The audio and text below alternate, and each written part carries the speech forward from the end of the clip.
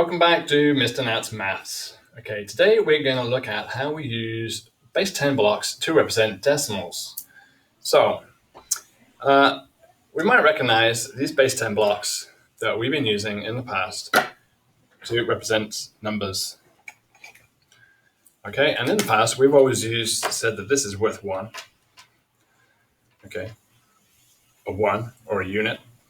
Okay, this is worth 10. And this is what we use to represent 100. Okay, now for decimals, as you can see, if we're going into the next column over here, we're going to need tenths. Trying to fit my screen, sorry. We need tenths.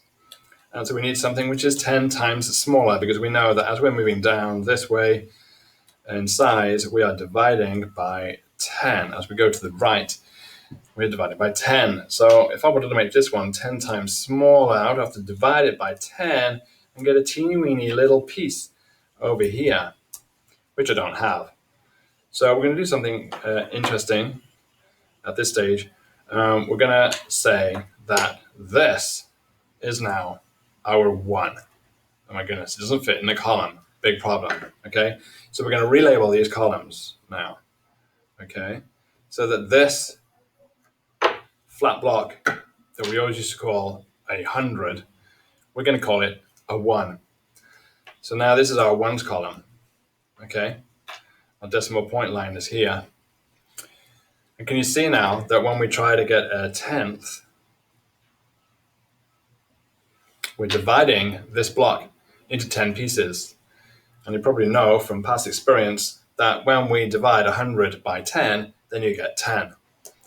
So this is now our tenth.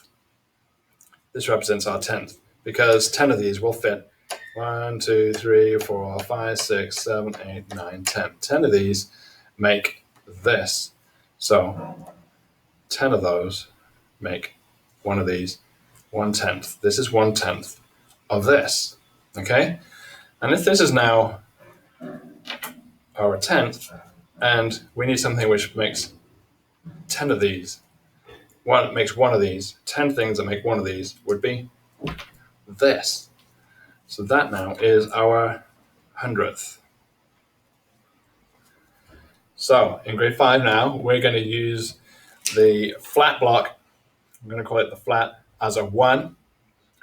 When we split that into 10 pieces, we get a tenth, which now looks like our bar. And the single cube is our 100th. And we're going to use those to represent decimals. Okay, more of that in a second. So if I grab some more blocks and place them onto my chart here, maybe I'll put another couple of those on there and a few of these onto here. And let's just take a random handful of those and plop them on there. Okay, let me get rid of this for a minute at the top. Okay, so I got 3 flats here, which is now going to be worth 3 ones, 3 wholes. I've got 4 of the bars, which is 4/10. And I got 1, 2, 3, 4, 5, 6. I chose 6 of those randomly. So I got 6 hundredths in there. So this number that I'm representing here with 3 flats, 4 bars, and 6 cubes, this number is now 3.46. 3.46. Okay? Previously it would have been 346, but we've changed the way that the cubes work, so we got 3.46. Okay, so we're going to use that information in our lesson coming up. I hope that helps. Have fun, enjoy. Bye-bye. Cheers.